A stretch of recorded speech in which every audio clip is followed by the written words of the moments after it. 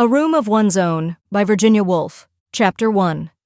But, you may say, we asked you to speak about women and fiction. What has that got to do with a room of one's own? I will try to explain. When you asked me to speak about women in fiction, I sat down on the banks of a river and began to wonder what the words meant.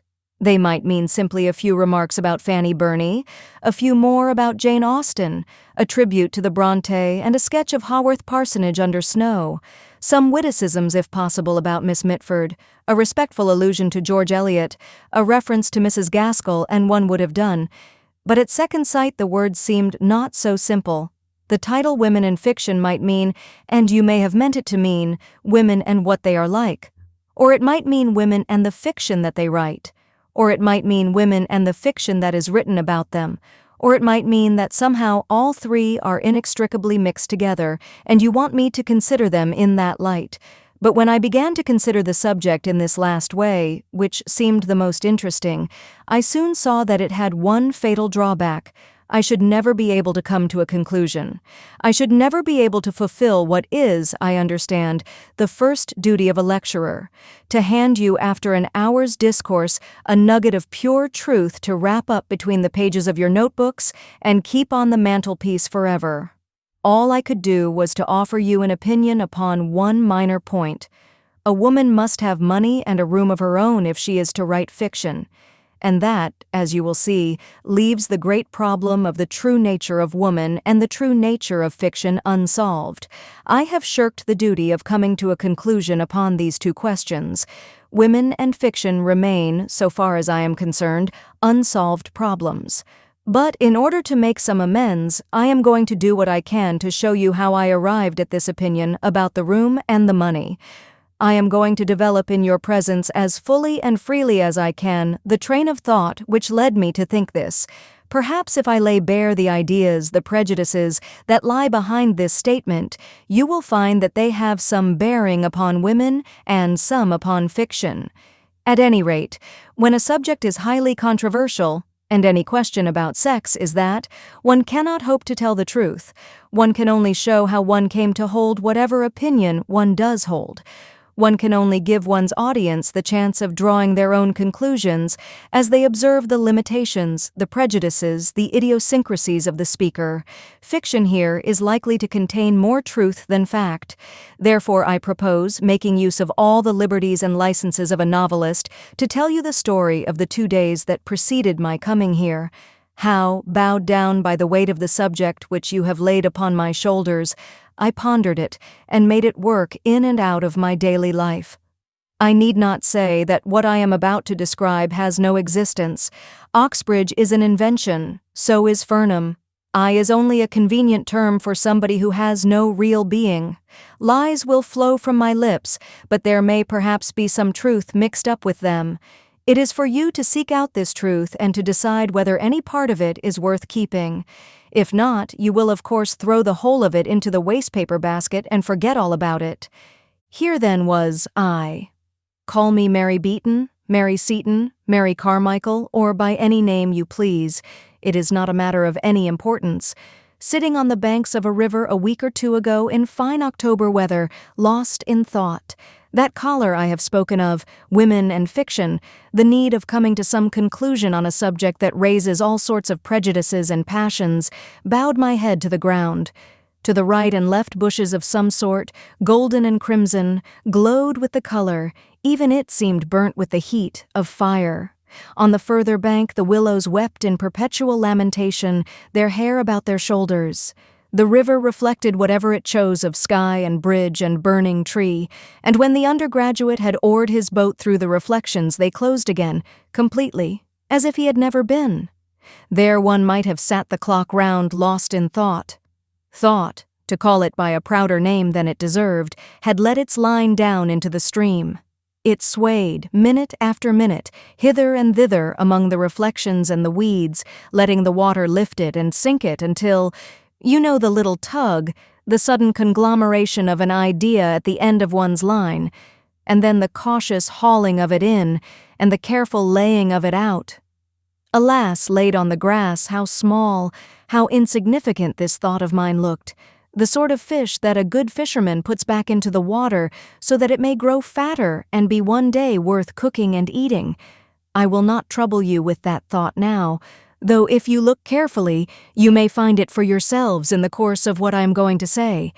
But however small it was, it had, nevertheless, the mysterious property of its kind. Put back into the mind, it became at once very exciting and important, and as it darted and sank, and flashed hither and thither, set up such a wash and tumult of ideas that it was impossible to sit still. It was thus that I found myself walking with extreme rapidity across a grass plot. Instantly, a man's figure rose to intercept me, nor did I at first understand that the gesticulations of a curious-looking object in a cutaway coat and evening shirt were aimed at me. His face expressed horror and indignation. Instinct rather than reason came to my help. He was a beetle. I was a woman. This was the turf. There was the path. Only the fellows and scholars are allowed here. The gravel is the place for me. Such thoughts were the work of a moment. As I regained the path, the arms of the beetle sank, his face assumed its usual repose, and though turf is better walking than gravel, no very great harm was done. The only charge I could bring against the fellows and scholars of whatever the college might happen to be was that in protection of their turf, which has been rolled for 300 years in succession, they had sent my little fish into hiding. What idea it had been that had sent me so audaciously trespassing I could not now remember. The spirit of peace descended like a cloud from heaven, for if the spirit of peace dwells anywhere, it is in the courts and quadrangles of Oxbridge on a fine October morning. Strolling through those colleges past those ancient halls, the roughness of the present seemed smoothed away. The body seemed contained in a miraculous glass cabinet through which no sound could penetrate, and the mind, freed from any contact with facts, unless one trespassed on the turf again, was at liberty to settle down upon whatever meditation was in harmony with the moment. As chance would have it, some stray memory of some old essay about revisiting Oxbridge in the long vacation brought Charles Lamb to mind. "St. Charles," said Thackeray, putting a letter of Lamb's to his forehead. "Indeed, among all the dead, I give you my thoughts as they came to me. Lamb is one of the most congenial, one to whom one would have liked to say, 'Tell me then how you wrote your essays.'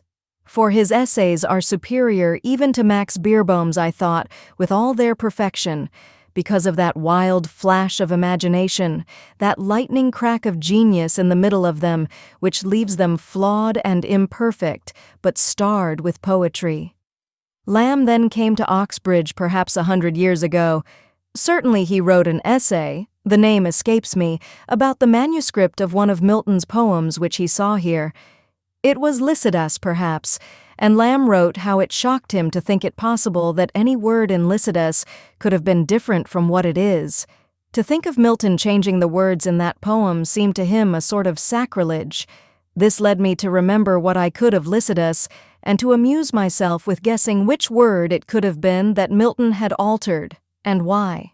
It then occurred to me that the very manuscript itself which Lamb had looked at was only a few hundred yards away, so that one could follow Lamb's footsteps across the quadrangle to that famous library where the treasure is kept.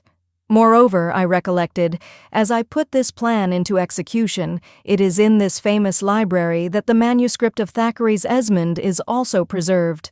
The critics often say that Esmond is Thackeray's most perfect novel, but the affectation of the style, with its imitation of the 18th century, hampers one, so far as I remember, unless indeed the 18th century style was natural to Thackeray, a fact that one might prove by looking at the manuscript and seeing whether the alterations were for the benefit of the style or of the sense.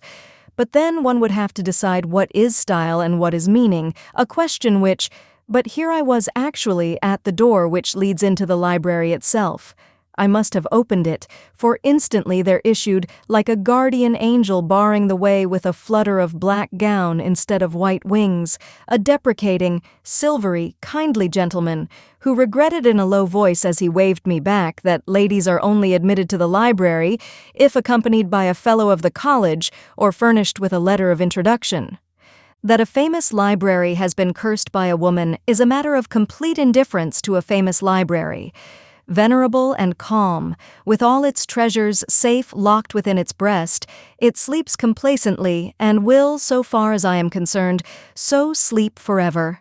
Never will I wake those echoes, never will I ask for that hospitality again, I vowed as I descended the steps in anger. Still an hour remained before luncheon, and what was one to do? Stroll on the meadows? Sit by the river? Certainly it was a lovely autumn morning. The leaves were fluttering red to the ground. There was no great hardship in doing either. But the sound of music reached my ear. Some service or celebration was going forward. The organ complained magnificently as I passed the chapel door. Even the sorrow of Christianity sounded in that serene air, more like the recollection of sorrow than sorrow itself. Even the groanings of the ancient organ seemed lapped in peace. I had no wish to enter had I the right, and this time the verger might have stopped me, demanding perhaps my baptismal certificate or a letter of introduction from the dean. But the outside of these magnificent buildings is often as beautiful as the inside. Moreover, it was amusing enough to watch the congregation assembling, coming in and going out again, busying themselves at the door of the chapel like bees at the mouth of a hive. Many were in cap and gown, some had tufts of fur on their shoulders, others were wheeled in bath chairs, others, though not past middle age, seemed creased and crushed into shapes so singular that one was reminded of those giant crabs and crayfish who heave with difficulty across the sand of an aquarium. As I leant against the wall, the university indeed seemed a sanctuary in which are preserved rare types which would soon be obsolete if left to fight for existence on the pavement of the Strand. Old stories of old deans and old dons came back to mind, but before I had summoned up courage to whistle, it used to be said that at the sound of a whistle old professor instantly broke into a gallop. The venerable congregation had gone inside. The outside of the chapel remained. As you know, its high domes and pinnacles can be seen, like a sailing ship always voyaging, never arriving, lit up at night and visible for miles, far away across the hills. Once, presumably, this quadrangle with its smooth lawns, its massive buildings, and the chapel itself was marsh too, where the grasses waved and the swine rootled. Teams of horses and oxen, I thought, must have hauled the stone in wagons from far counties, and then with infinite labor, the gray blocks in whose shade I was now standing were poised in order one on top of another, and then the painters brought their glass for the windows, and the masons were busy for centuries up on that roof with putty and cement, spade and trowel. Every Saturday somebody must have poured gold and silver out of a leathern purse into their ancient fists, for they had their beer and skittles presumably of an evening. An unending stream of gold and silver, I thought, must have flowed into this court perpetually to keep the stones coming and the masons working, to level, to ditch, to dig, and to drain. But it was then the age of faith, and money was poured liberally to set these stones on a deep foundation, and when the stones were raised, still more money was poured in from the coffers of kings and queens and great nobles to ensure that hymns should be sung here and scholars taught. Lands were granted, tithes were paid. And when the age of faith was over, and the age of reason had come, still the same flow of gold and silver went on. Fellowships were founded, lectureships endowed. Only the gold and silver flowed now, not from the coffers of the king, but from the chests of merchants and manufacturers, from the purses of men who had made, say, a fortune from industry, and returned, in their wills, a bounteous share of it to endow more chairs, more lectureships, more fellowships in the university, where they had learnt their craft. Hence the libraries and laboratories, the observatories, the splendid equipment of costly and delicate instruments which now stands on glass shelves, where centuries ago the grasses waved and the swine rootled. Certainly, as I strolled round the court, the foundation of gold and silver seemed deep enough, the pavement laid solidly over the wild grasses. Men with trays on their heads went busily from staircase to staircase, gaudy blossoms flowered in window boxes. The strains of the gramophone blared out from the rooms within. It was impossible not to reflect. The reflection, whatever it may have been, was cut short. The clock struck. It was time to find one's way to luncheon. It is a curious fact that novelists have a way of making us believe that luncheon parties are invariably memorable for something very witty that was said, or for something very wise that was done. But they seldom spare a word for what was eaten. It is part of the novelist's convention not to mention soup and salmon and ducklings, as if soup and salmon and ducklings were of no importance whatsoever, as if nobody ever smoked a cigar or drank a glass of wine. Here, however, I shall take the liberty to defy that convention, and to tell you that the lunch on this occasion began with soles, sunk in a deep dish, over which the college cook had spread a counterpane of the whitest cream, save that it was branded here and there with brown spots like the spots on the flanks of a doe. After that came the partridges, but if this suggests a couple of bald, brown birds on a plate, you are mistaken.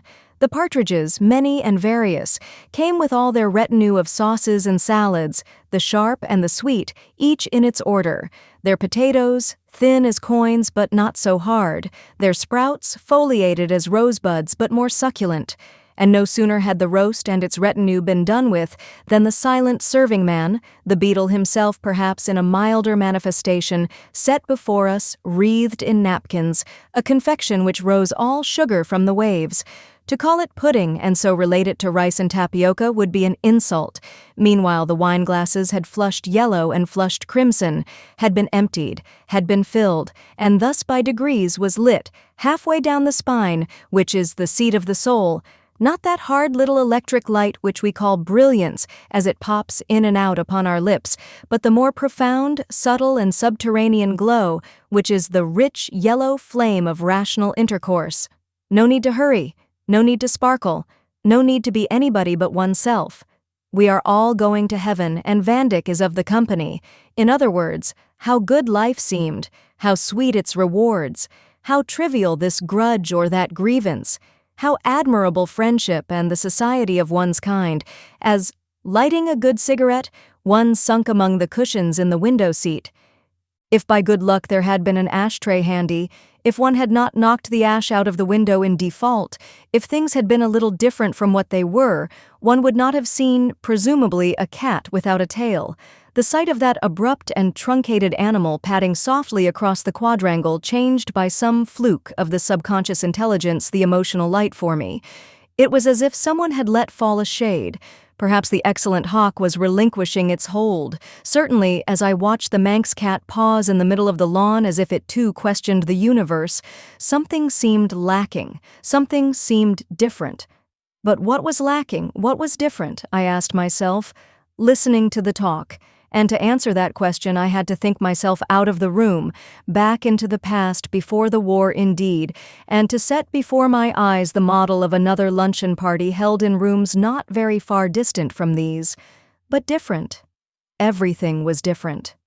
Meanwhile the talk went on among the guests, who were many and young, some of this sex, some of that. It went on swimmingly, it went on agreeably, freely, amusingly.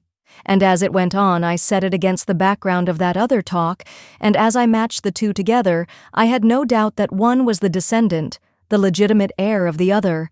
Nothing was changed. Nothing was different, save only— Here I listened with all my ears not entirely to what was being said, but to the murmur or current behind it. Yes, that was it. The change was there. Before the war, at a luncheon party like this, people would have said precisely the same things, but they would have sounded different, because in those days they were accompanied by a sort of humming noise, not articulate, but musical, exciting, which changed the value of the words themselves. Could one set that humming noise to words? Perhaps with the help of the poets, one could. A book lay beside me, and opening it, I turned casually enough to Tennyson. And here I found Tennyson was singing, "There has fallen a splendid tear from the passion flower at the gate. She is coming, my dove, my dear. She is coming, my life, my fate. The red rose cries, she is near, and the white rose weeps, she is late. The larkspur listens, I hear, and the lily whispers, I wait." Was that what men hummed at luncheon parties before the war? And the women?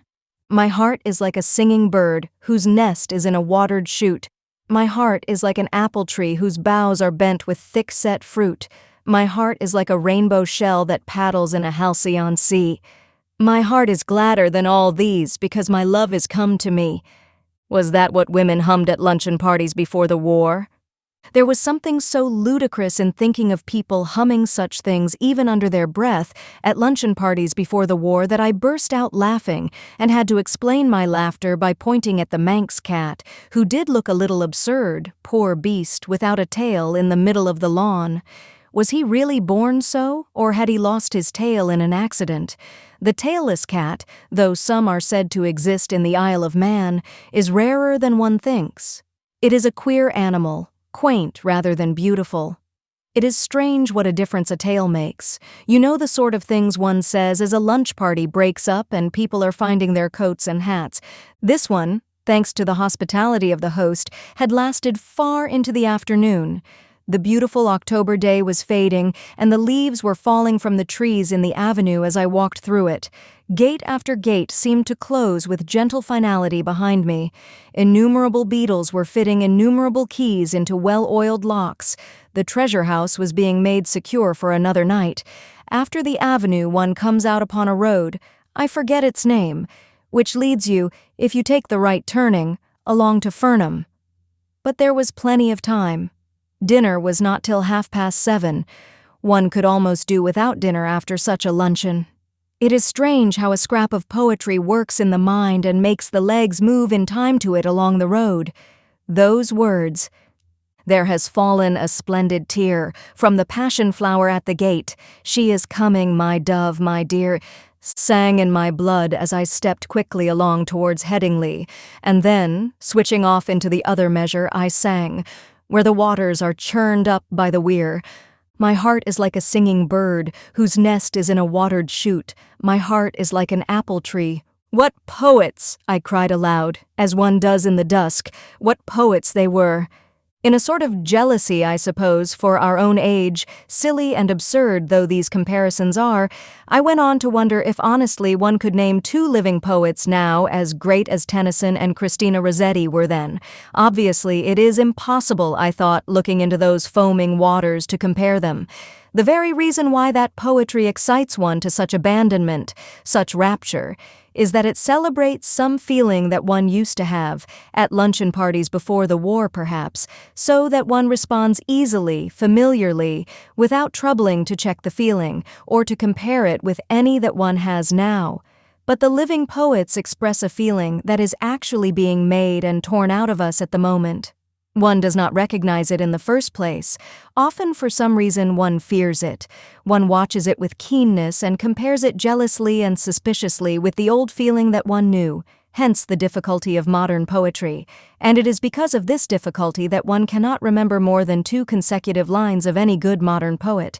For this reason, that my memory failed me, the argument flagged for want of material. But why, I continued, moving on towards Headingley, have we stopped humming under our breath at luncheon parties? Why has Alfred ceased to sing? "She is coming, my dove, my dear." Why has Christina ceased to respond? "My heart is gladder than all these because my love is come to me."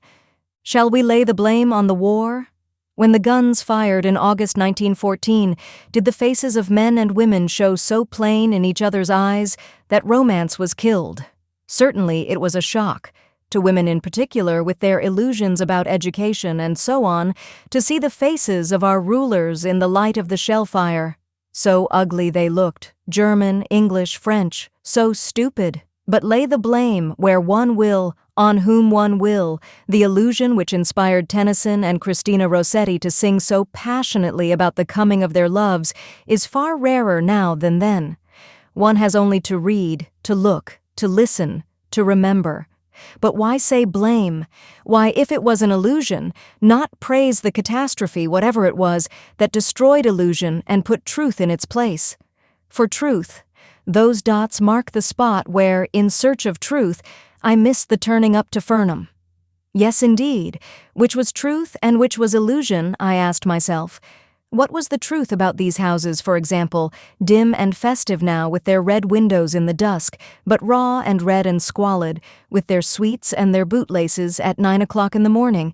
and the willows and the river and the gardens that run down to the river, vague now with the mist stealing over them, but gold and red in the sunlight. Which was the truth? Which was the illusion about them?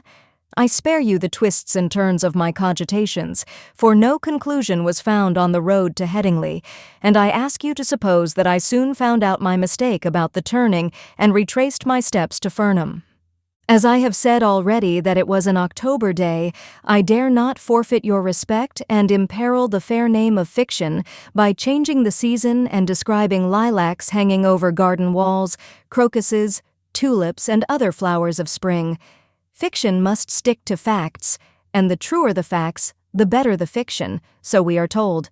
Therefore it was still autumn, and the leaves were still yellow and falling, if anything, a little faster than before because it was now evening, 7:23 to be precise, and a breeze, from the southwest to be exact, had risen.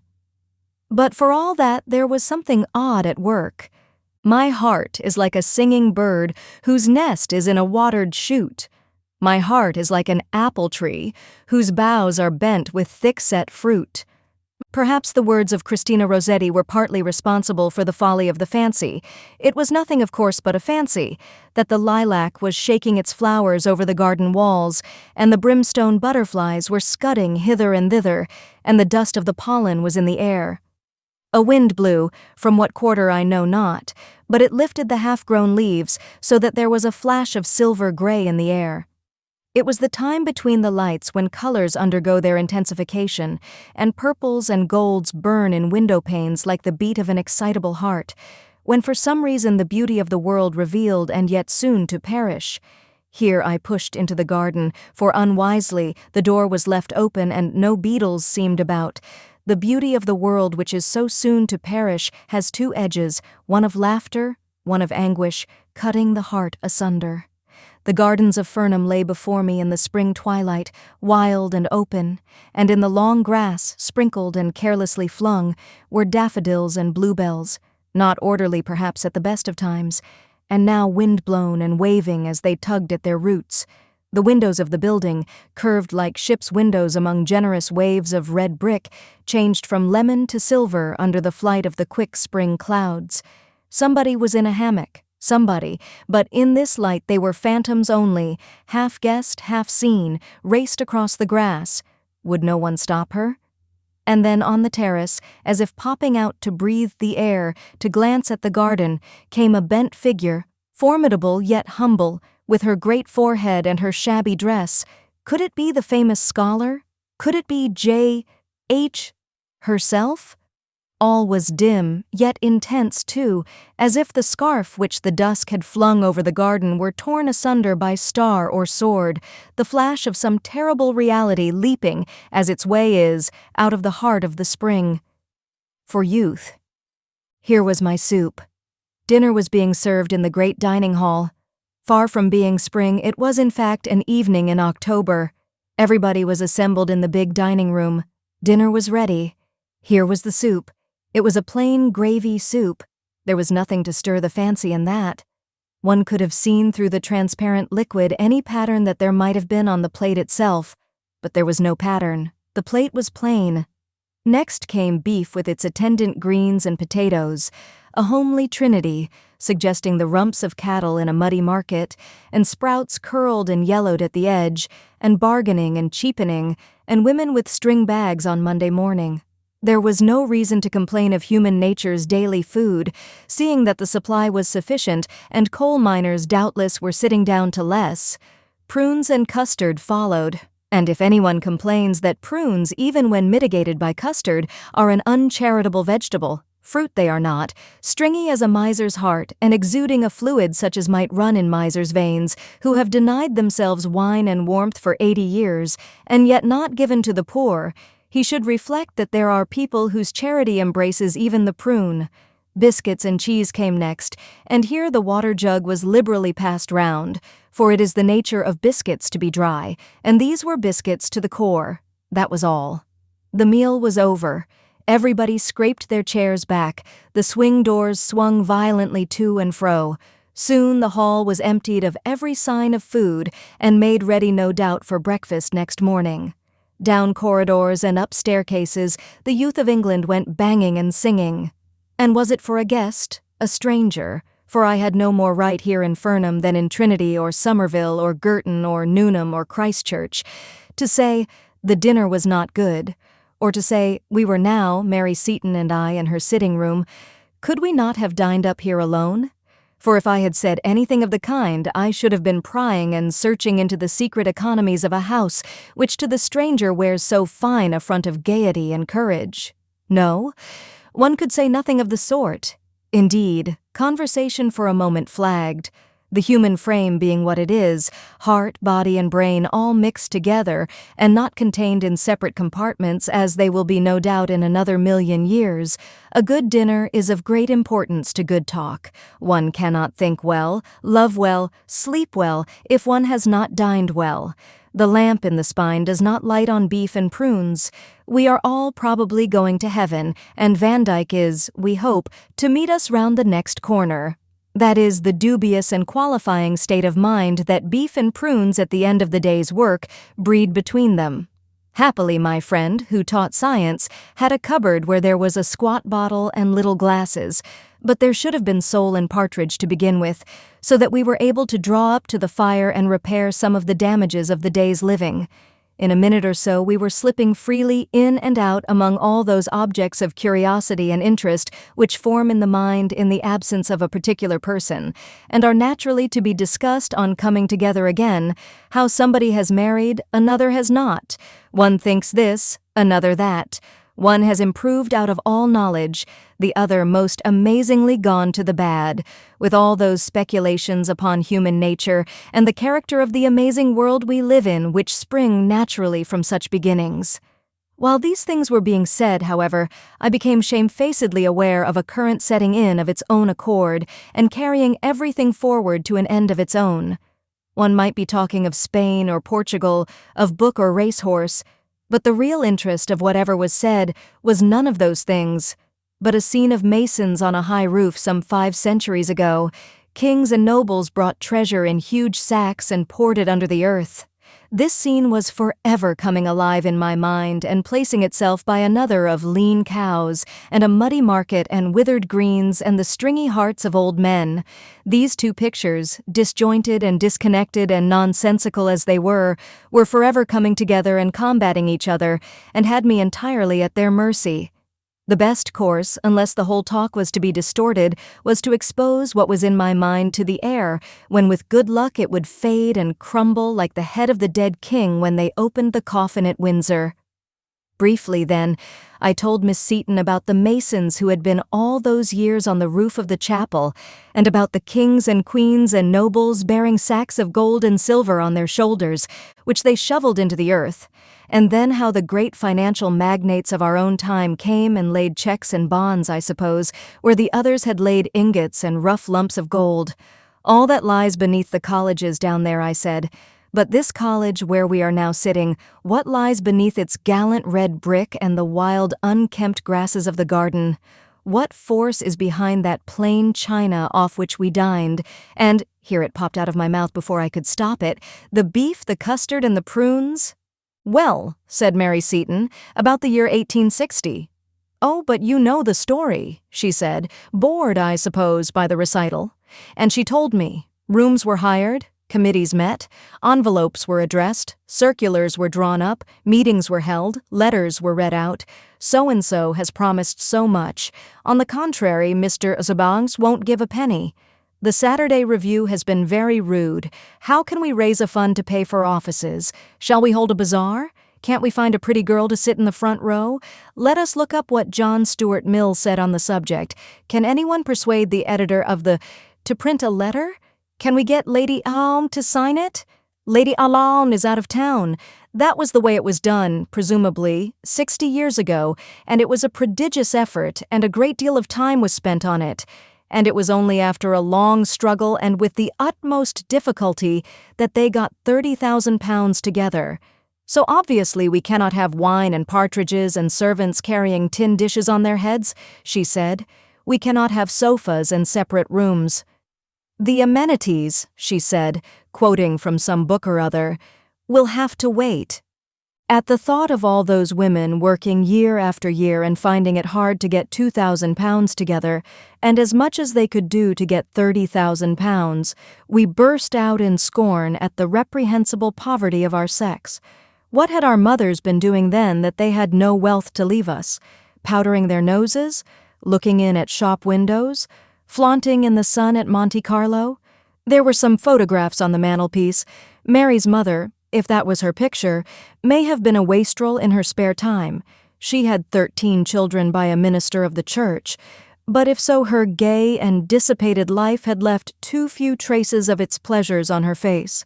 She was a homely body, an old lady in a plaid shawl which was fastened by a large cameo, and she sat in a basket chair, encouraging a spaniel to look at the camera, with the amused yet strained expression of one who is sure that the dog will move directly. The bulb is pressed.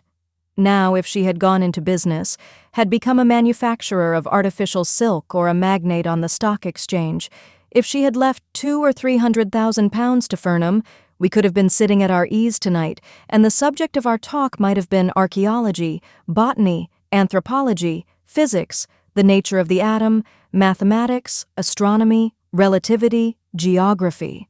If only Mrs. Seton and her mother before her had learnt the great art of making money, and had left their money, like their fathers and their grandfathers before them, to found fellowships and lectureships and prizes and scholarships appropriated to the use of their own sex, we might have dined very tolerably up here alone off a bird and a bottle of wine. We might have looked forward without undue confidence to a pleasant and honorable lifetime spent in the shelter of one of the liberally endowed professions. We might have been exploring or writing, mooning about the venerable places of the earth, sitting contemplative on the steps of the Parthenon, or going at 10 to an office and coming home comfortably at 4:30 to write a little poetry. Only if Mrs. Seton and her like had gone into business at the age of 15, there would have been— that was the snag in the argument— no Mary. What, I asked, did Mary think of that? There between the curtains was the October night, calm and lovely, with a star or two caught in the yellowing trees. Was she ready to resign her share of it and her memories, for they had been a happy family, though a large one, of games and quarrels up in Scotland, which she is never tired of praising for the fineness of its air and the quality of its cakes, in order that Fernham might have been endowed with £50,000 or so by a stroke of the pen? For to endow a college would necessitate the suppression of families altogether. Making a fortune and bearing 13 children, no human being could stand it. Consider the facts, we said. First, there are 9 months before the baby is born. Then the baby is born. Then there are 3 or 4 months spent in feeding the baby. After the baby is fed, there are certainly 5 years spent in playing with the baby. You cannot, it seems, let children run about the streets. People who have seen them running wild in Russia say that the sight is not a pleasant one.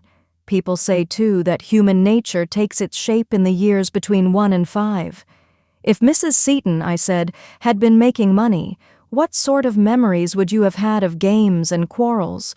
What would you have known of Scotland and its fine air and cakes and all the rest of it?